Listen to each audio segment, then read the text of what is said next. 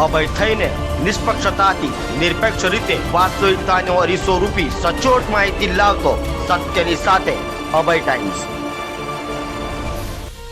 કેન્દ્રીય જળશક્તિ મંત્રી અને સુરત નવસારીના સાંસદ સી.આર. પાટીલની હાજરીમાં ઉધના ખાતે વોટર રિચાર્જ સિસ્ટમના પ્રકલ્પનું ભૂમિપૂજન કરાયું હતું। સુરતના ઉધના ખાતે આવેલ ઓલ છત્રપતિ શિવાજી સ્કૂલમાં વોટર રિચાર્જ સિસ્ટમના પ્રકલ્પનું કેન્દ્રીય જળશક્તિ મંત્રી અને સુરત નવસારીના સાંસદ સી.આર. પાટીલની હાજરીમાં ભૂમિપૂજન કરાયું હતું। જળસંચયને લઈને સુરતમાં જળશક્તિ અભિયાન હેઠળ વોટર રિચાર્જ સિસ્ટમના પ્રકલ્પના ભૂમિપૂજન માટે યોજાયેલા કાર્યક્રમમાં સુરતના સાંસદ મુકેશ દલાલ સહિતના ધારાસભ્યો, કોર્પોરેટરો અને ભાજપના આગેવાનો તથા મનપાના અધિકારીઓ હાજર રહ્યા હતા।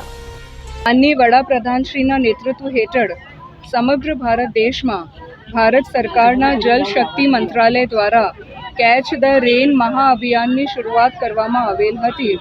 માનનીય કેન્દ્રીય મંત્રી શ્રી સી.આર. પાટીલ સાહેબે સમગ્ર સાઉથ ગુજરાતમાં મોટા પાયામાં રેન વોટર હાર્વેસ્ટિંગ સ્ટ્રક્ચર્સ બનાવવામાં આવે એમના માટેનું એક અભિયાન ઉપાડ્યું છે।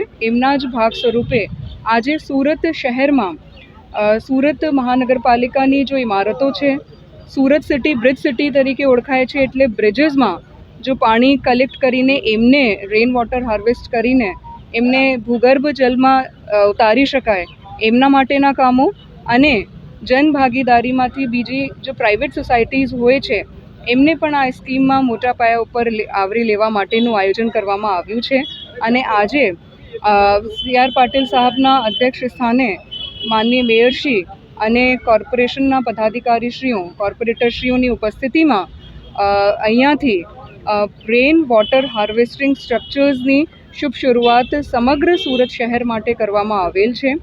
2000 જેટલું ટાર્ગેટ સુરત શહેરમાં જુદા જુદા જગ્યાઓ ઉપર લેવામાં આવ્યું છે। આજે ભૂમિપૂજનથી શરૂઆત કરવામાં આવી છે અને ટૂંક સમયમાં આ તમામ જગ્યાઓ ઉપર કામગીરી ચાલુ કરીને વર્ષાનું જો જલ છે એમને ભૂગર્ભ જલમાં ઉતારી શકાય અને એમના કારણે ભૂગર્ભ જલ સ્તર વધી શકે અને જલની ક્વોલિટી ઇમ્પ્રૂવ થાય એમના માટેનું જો આ અભિયાન છે એમાં સુરત મહાનગરપાલિકામાં કામગીરી કરવામાં આવશે।